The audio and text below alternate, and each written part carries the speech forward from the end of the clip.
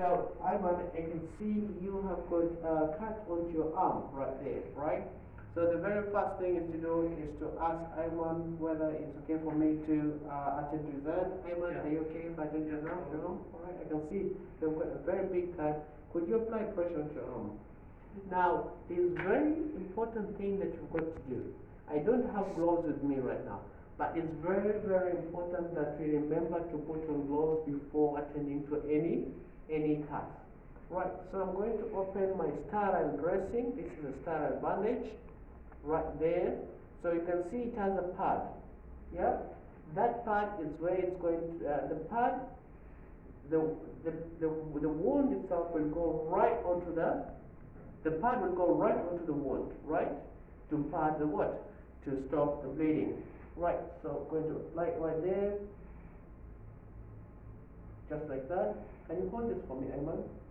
Hold this other end for me. That's good. Can you raise your hand a little bit up? Yeah.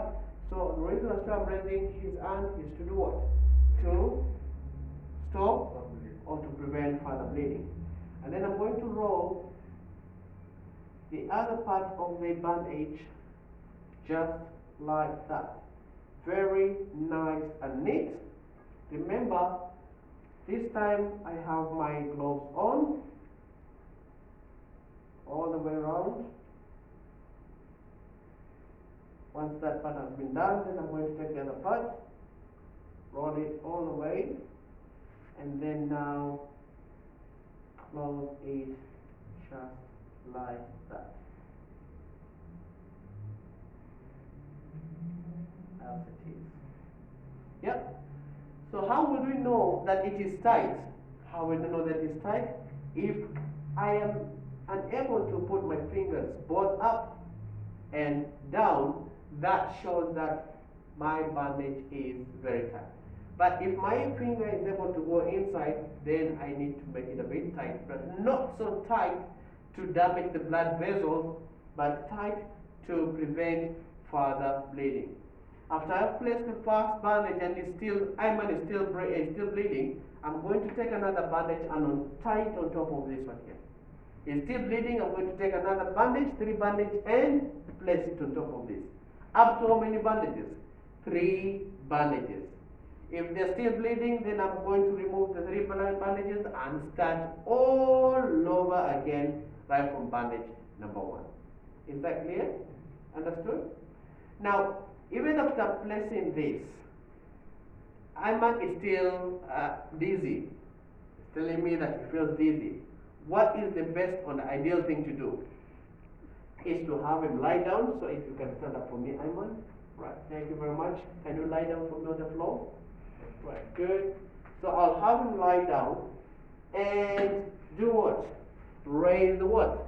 Raise the legs. Then raise the legs. It would also be ideal if a person has got a cut on the leg. Yeah? Upon you covering the wound with a bandage, also raise the what? Raise the legs to prevent further what? Further bleeding. What if he's bleeding from the head? What are you going to do? Would you raise the legs? Not really. If someone is bleeding from the head, you don't raise the legs. So if it's bleeding from the head, yep, going to place the legs down. You can just place the legs down and slightly raise the head from the ground. We're placing a pillow to prevent again further bleeding and dressing it accordingly. This one you'll be treating for what you call shock. Yeah? Remember, shock is lack of oxygen in the blood onto the vital organs. In your body, you've got organs. You've got the heart, you've got the kidneys, you've got the lungs. All these body organs, they require consistent, sufficient flow of oxygen in the blood. So if they lack oxygen, your body organs are going to go into shock.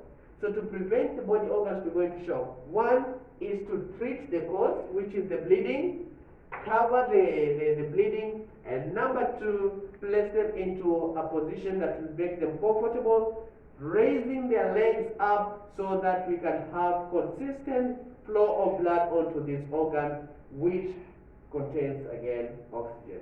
Can we give Ayman a round of applause?